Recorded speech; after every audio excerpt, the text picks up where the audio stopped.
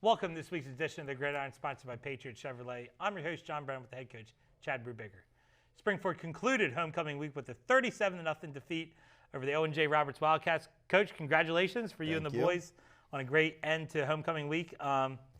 So my question is, we still can run the football, right? We ran the football. Okay, we threw the ball, I felt a lot on Saturday. Touches count. Touches count. So, in other words, what you're saying is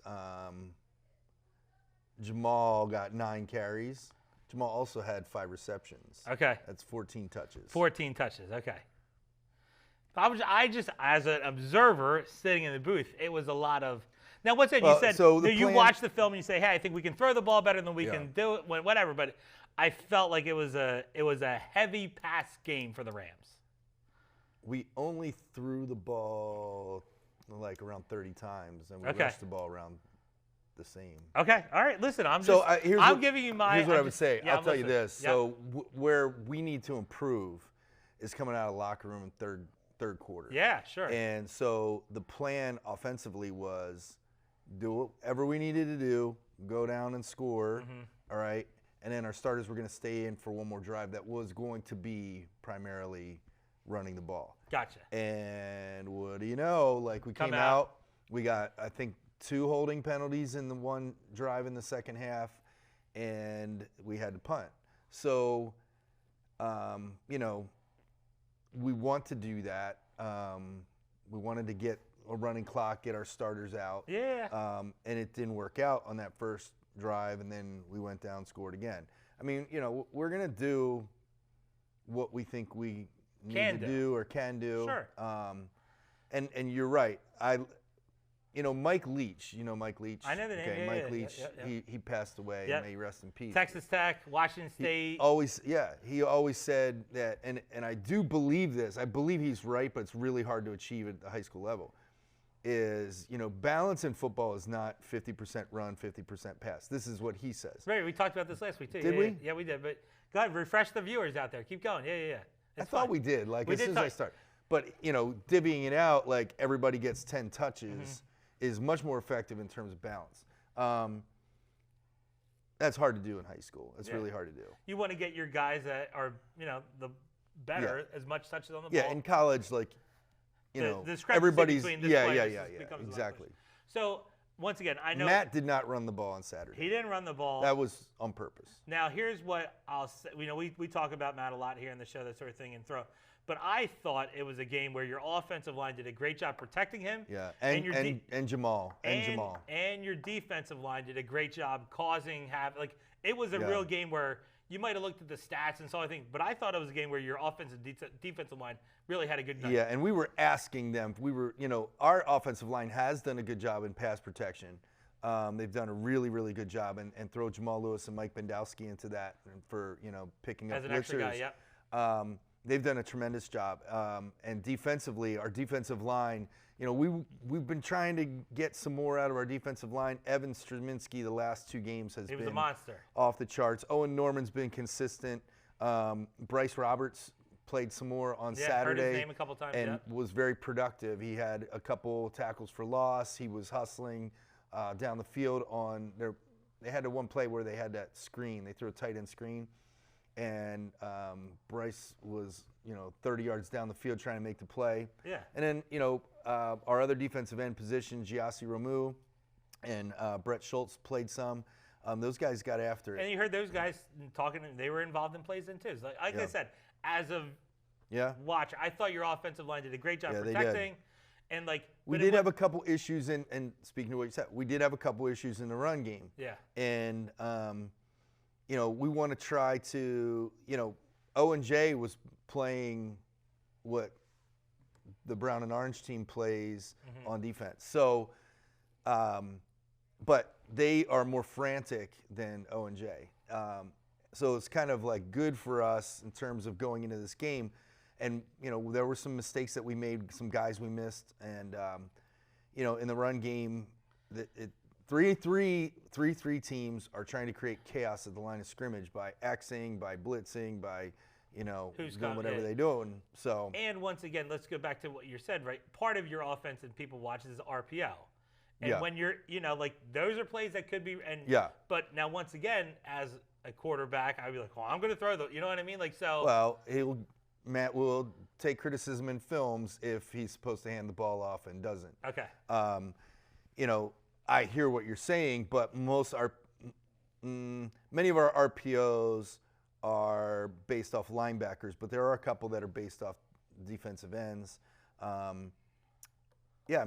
He's got it, and we preach this all the time. Take what they give you. And that's where I was going to go before we started doing. I thought it was a lot of trying to get the ball downfield.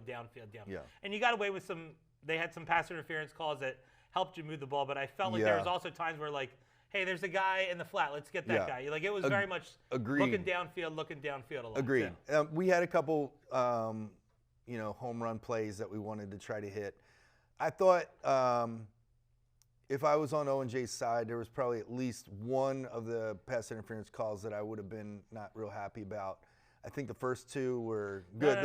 The one, there were two in a row. The second one is almost like, and I think that's when we got called for the next play, the illegal forward pass, too, after the second. Yeah, which was not. Okay. Which was not, by the way. But that was an RPO play, by the way. So that was a run play, and Matt had the option. Actually, there's two running plays. We hand it off, Matt runs, or he throws. So, you're right about that. We didn't do a lot of RPO stuff on Saturday, but there were a few. It's amazing what happens when I just kind of pay attention every once in a while. It's a little bit of football. Well, you pick and stuff. Here's what I'll say, once again, now I'm talking as a fan. Yeah. That was a long endeavor on Saturday. That was a long, you're there early. You wanted to go to the homecoming dance. Of course, yeah. Who wouldn't want to go to watch the homecoming dance? But yeah, it was I guess there's part of me, it's like, all right, 30-0, let's come out of halftime, let's just run it down their throat, let's get a running score and the running clock, and there's just that's what the plan was. It didn't work out that way. When you get a holding call, put you behind the sticks. Yeah, and what are you going to do? And we did, by the way. We ran, I think, after the first holding call, we ran. And got nothing out of it. And got nothing out of it. And, okay, listen, I'm like the person that's sitting in the stands. They get a personal opportunity. I just had the girls' basketball staff just be like, oh, my gosh, we love watching the Gridiron, great questions on that sort of thing. So, we know another staff that's watching the show, I try to be one of the things that I try to do as a coach is be as transparent as possible. Now, there's some things I can't tell you. I'm not on. But even with our players, if a kid comes to me and asks, why am I not playing or whatever as much as I'd like, I try to be transparent with them because I appreciate that. I appreciate when people are like that with me. Well, here's, this person's producing more than you. We see you in practice every day. Sure. So, if you want to stand out, what can you do to stand out? Those types of things. So. Yeah, I mean, listen, I'm just a big journalist here on the show asking hard journalist questions. That's all we're trying to do here, right? All right, with all that being said, let's take a look at the offensive highlights from Springford, O&J Roberts. Offensive highlights are brought to you by Dimitri's Pizza.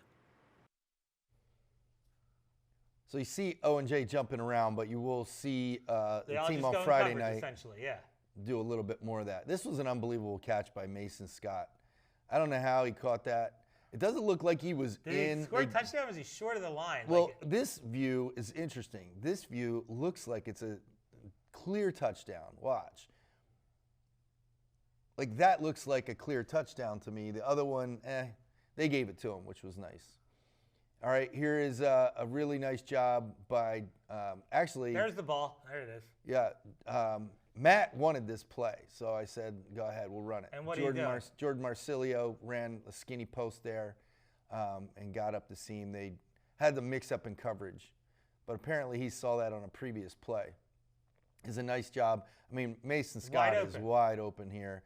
And he had fumbled, and to Mason's credit, he had fumbled earlier in the game, and I told him if he gets into a crowd, put your shoulders down, put both hands on the ball, and he did it there, and I was really proud. Not only him taking some coaching, but doing it the right way. This was an unbelievable play. This is an unbelievable play. So offensive coordinator for Pitt was at our practice Monday, and I told him about this play. He said, "Yep, I saw it." You know, our left guard Connor Hudak was a little late getting out to block that, or they could have fanned it. You know what fanning is? Sure. Yeah. So here's a running play. Yeah, there you go. 3 touches, 3 touchdowns. There you too, go. Right? Yep. This is just a counter tray look. And this is what you talked about, getting in the red zone. He's going to get some more. He's going to get a little more of the action down in the red zone. He's the closer. He's the closer. He's the. And there he is, another touchdown. He's the. Who's the pitcher for the? Who's the closer for the Phillies? I'm having a brain break. Kimbrel. Yeah, Craig. He's our Craig Kimbrel. Goes in at the end there and scores some to stay on topic with all the. But I just say we can't run the running it's a thing. Yeah, it's a thing. Okay, just making sure. All right, Coach. Well, good segment right there. Yeah. We're gonna take a quick break. All right. Sounds good. Make sure you stay tuned through the commercial break. We'll be back with the defensive highlights from Springford Owen-J. Roberts. The family's visit to the forest inspired a beautiful question. Mother, mother, am I a tree? You tell me to stand tall. You tell me to stay rooted. I think I am a tree. My child, of course you are. But what kind of tree will you be? The kind to hug or the kind to climb? Doesn't matter which you choose, so long as you choose to be a tree that's kind. Make the forest part of your story at a park near you. Find one at discovertheforest.org. I'm Jenny Garth, and as a mother of 3, I know kids worry about a lot of things. Getting enough food to eat shouldn't be one of them. But here in America, that is a real worry for 1 in 5 children. This is unacceptable, and something Feeding America is working to solve. Through a nationwide network of food banks, Feeding America serves virtually every community in the United States, including yours. See how you can help your community. Visit feedingamerica.org. Together, we can solve hunger. Together, we're feeding America. Welcome back to the Gridiron, sponsored by Patriot Chevrolet. I'm your host, John Brown, with head coach Chad Brubaker.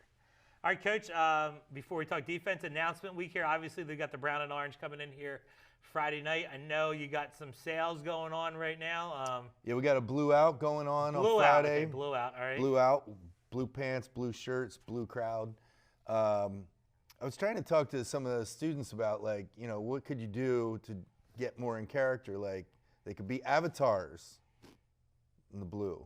Or they could be Smurfs. Oh, yeah. No, but it's a different blue. I don't like that. Yeah. How's the things going with the kids checking in and, like, winning the on away games? Yeah, how's that going? Like, is it away games?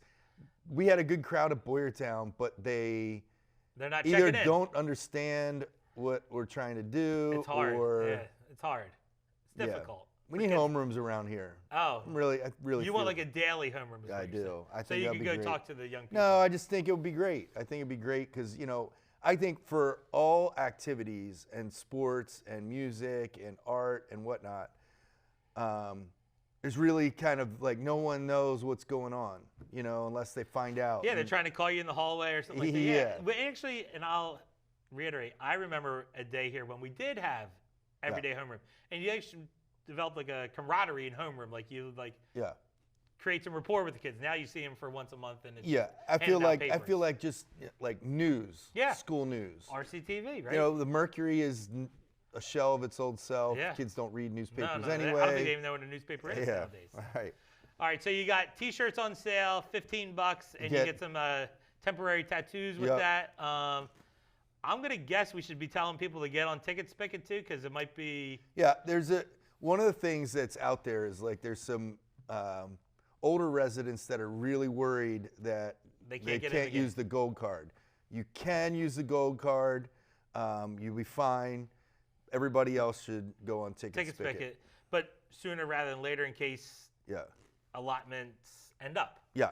Okay, so we got that. So we got that covered here. Friday night, Coach McNally Stadium, we host the brown and orange. The brown and orange. They'll be in white, but they're wearing white. Well, they're away, yeah. Yeah, okay. Well, they could wear colored pants if they want to, too. Right? They could.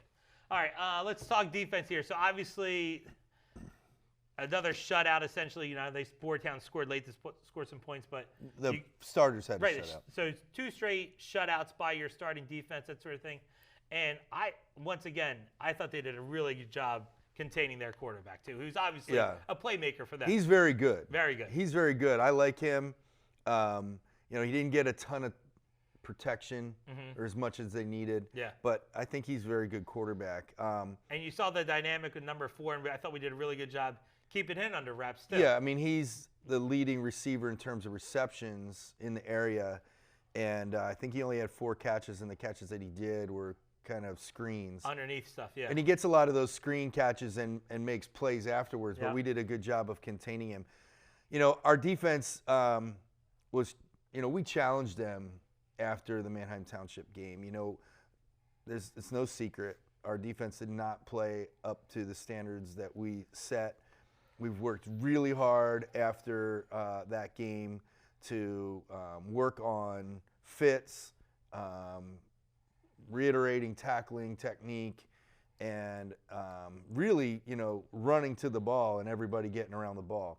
And they have done that the past 2 weeks, and it's good to see. The other thing, you know, we're kind of starting 8 underclassmen on defense. And not only are we starting 8 underclassmen, I think only one of them had any time last year. Okay, so a lot of new guys. A lot of new guys, and that takes time. That takes time. And, you know, I'm not saying it would be any different, you know, not sour graping it, but these guys are going to get better and better and better as the year goes on and feel more comfortable and better. You know, one of the things is communicating. Like we talk to them all the time, you get your confidence from watching film, from knowing the game plan inside and out. And, you know, going back to that Township game, our kids did not communicate well at all. And since then, we've seen an uptick, a positive uptick in that. So here's what I'm going to say as a coach now. So obviously teams have watched Treminsky the past couple of weeks here, wreak havoc. They know from last year as well, too. You would think other teams are going to try and take him away from making plays, more double teams. So obviously you as a defensive staff and the staff have to be like, all right, find other ways that, or other guys are going to make some plays then too, right? Well, and I thought Garzarella did a really good job for you on Nick, Saturday as Nick well. had a too. good game. Mike had a good game. Welsh had a good game. Yeah, that linebacking crew did a good job, I thought. Luke Hall comes in. So those guys in high school is really, really hard to double somebody. Okay. And if you mean in the run game, it's a little easier in the run game. In the passing game, you almost have to then dedicate a back to help. Okay. In some fashion, form or fashion. Or, yeah, you have to dedicate a back to help if you're going to double team or send a back to help. That's tough to do. That's tough to do. Like and they have pretty good defensive linemen too, Cole Euchre, right? And he hasn't played the last few games. I'm sure he's playing on Friday night. I guess he's been a little banged up and only played offense. But, you know, what you have to do is you have to, in high school, I think it's a lot easier than like in the pros, to make them make the decision, you know, and read them and make them wrong. Okay. And you can't do that on every play, obviously. But, you know, last year he wreaked havoc on the defensive line when we played them, and not single-handedly, but he impacted the game, and we've got to do a better job. Yeah, I with guess him. as a coach or as a coach, I'm like, these guys can really beat us. Let's try and minimize, like what you're saying with the O&J, with their quarterback and receiver. Hey, what can we do to minimize? If these other guys can somehow go out and beat us, tip your cap and say good job to them. Yeah, I got you.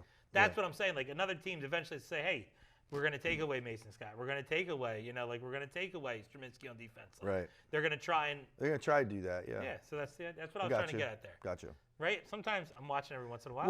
What you do, like we double teamed at Manheim Township. That didn't really work too well for us. Right, guys just made plays, yes. But if you do that, then you're basically saying these other guys can't beat you, yeah. And they. And I feel we can. I get what feel you're saying. we have guys that can. Yeah, it's all good, Coach. If you double team Mason, Bilal Abdul-Rahman, Jordan Marsilio, Ryan Kirchner are going to have good games. They're going to They're going to know what to do. Yeah. All right, Coach. With all that being said, let's take a look at the defensive highlights from Springford. Owen J. Roberts. Defensive highlights are brought to you by Floor and Decor.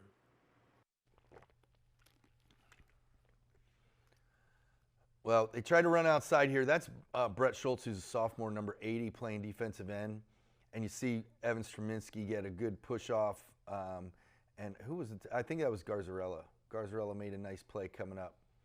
They flushed him out of the pocket. That's, you know, everybody's there.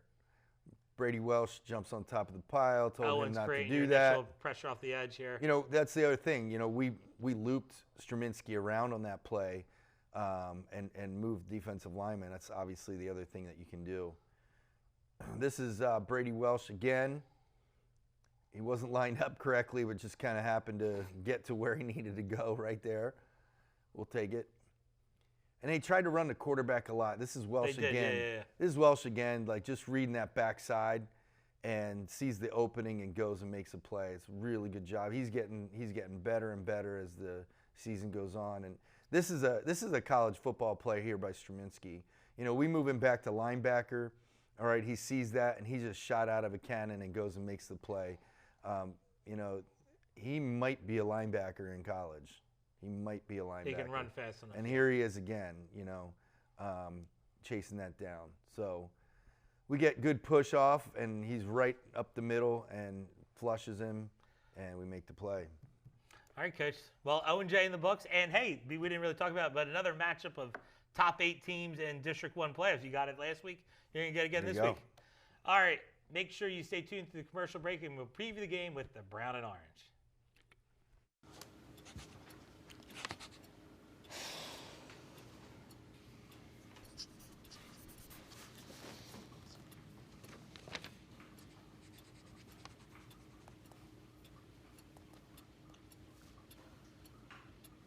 If you love them enough to relearn math so you can teach them math, then surely you'll check nhtsa.gov/the-right-seat to make sure they're correctly buckled in the back seat.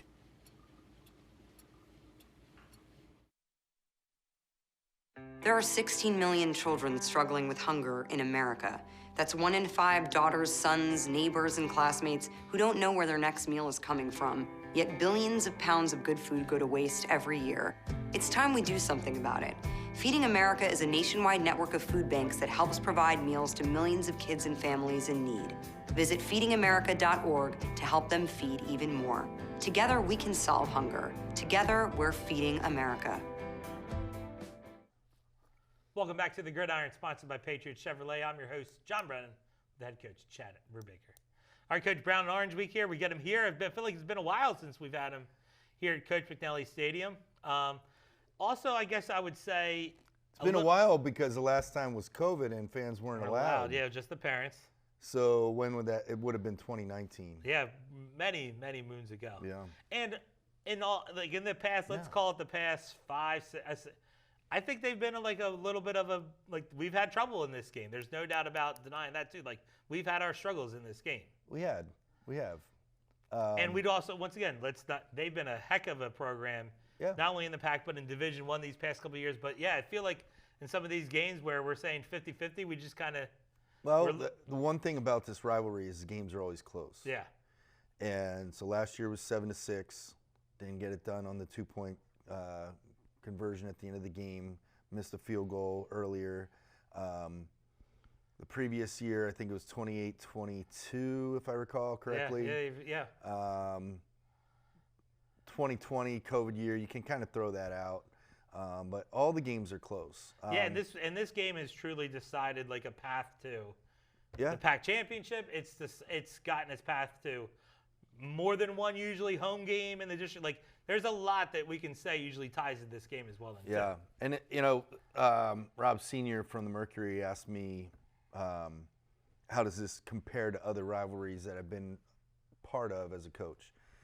And I said, well, the difference in this rivalry compared to, like, say, Wilson-Governor Mifflin is those games have been lopsided tremendously. Now, this year it wasn't.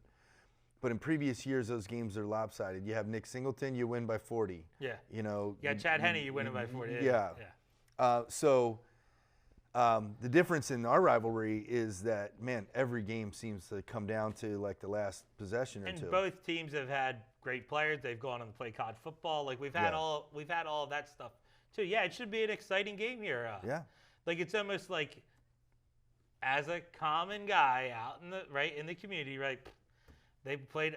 PV went to overtime with O&J Roberts. You know what I mean? Like, yeah. And that's what I'm just being Joe Schmo public is what I'm saying. And we just beat O&J 37-0, right?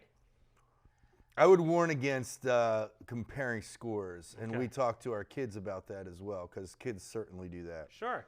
But really, when you have a true rivalry, you can throw that, you should be able to throw that stuff out. Right. Because like we said, we talked about all the things that essentially this game leads to as well Yeah. then too. All right, Coach, with all that being said, let's take a look at Perkins and Valley on offense. Upcoming game highlights are brought to you by Davis Painting.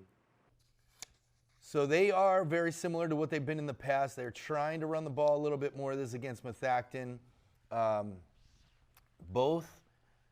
understanding is both of their running backs are out for the year. So they have this sophomore who has done an unbelievable job.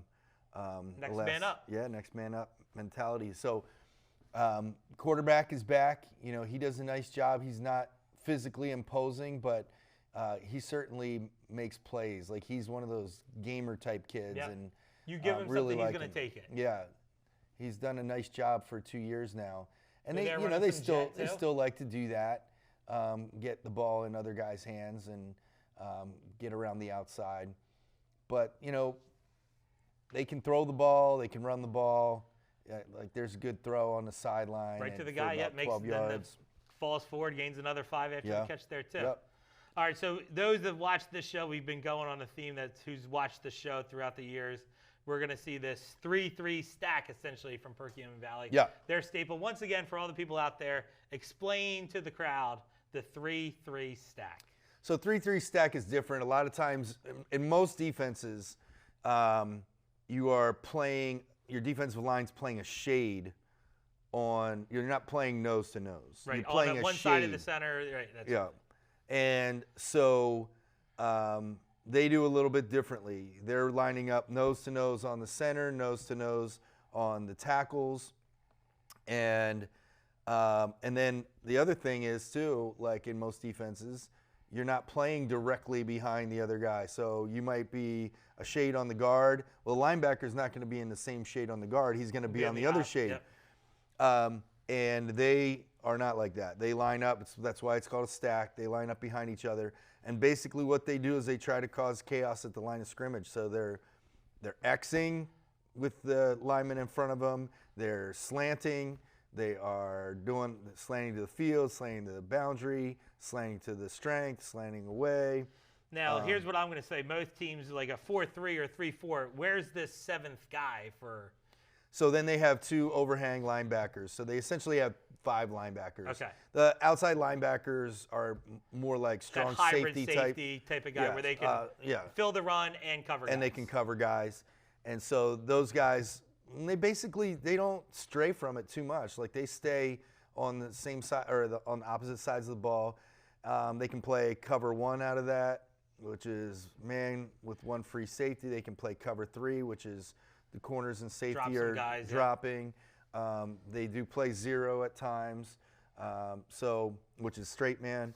And they've even played some like quarters-ish. They drop guys back. So they do a lot of different things. The big thing, though, is just staying on a path, telling your kids stay on a path, because if the guy disappears, someone else is showing up. And you've talked about this game a lot in the past about the offensive line really needs to be in sync against this type of front. They do, and they need to trust themselves, and they need to trust the coaching staff. Like I said, if the guy you're normally responsible for disappears, trust me, someone is showing up. They're not giving up gaps. Head on a swivel somewhere. Hopefully not on the offensive line. Hopefully just stay on your path, and he's gonna show up. Yeah. All right, Coach, good stuff. Let's take a look at the brown and orange on defense. Upcoming game highlights are brought to you by Davis Painting. So they hop around quite a bit. You see their linebackers hopping up, hopping back, jumping around. All right. And, Methacton had a difficult time last Friday trying to get anything going. They tried instant inside. pressure right here. Tried outside. They were trying to quarterback sweep. Oof. They lost like 4 yards on that. This is actually, if I recall correctly, snap the ball. Yeah, this is a 4th down play. They decided to go for it and just nothing.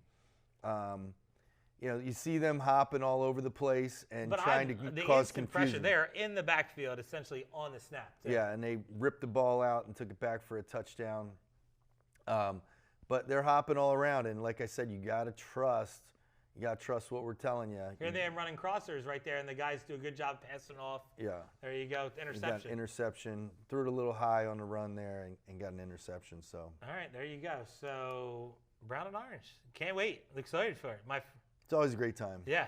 Both the student sections do just a tremendous job, and that's exciting to see. I think this game kind of encapsulates, like, it's more of a college atmosphere in terms of, like, on a smaller scale, obviously, but it's more of a college atmosphere. Kids showing up early, getting in the stands to get their spot. Yeah. Standing the whole game, screaming. It's like, again, it's relative. I'm not saying it's like Penn State's whiteout, but I'm saying it's relative. That's our version. Listen, I've always seen Coach Mick has on his computer, like the one year it was here, and it was like all orange on the one side and it was all blue on the other side, and it was packed. It was like that's what you think about this game. Yeah. And they're fresh off winning the Battle Axe too, right? Yeah. Brown Orange beat Methacton last week. Battle Axe. Battle Axe trophy. All right, Coach. Well, best of luck to you and the crew here Thanks. on Friday night. Make sure you tune in next week as we recap the game with the Brown and Orange. For the head coach, Chad Brubaker, I'm John Brennan. See you next time on the Gridiron.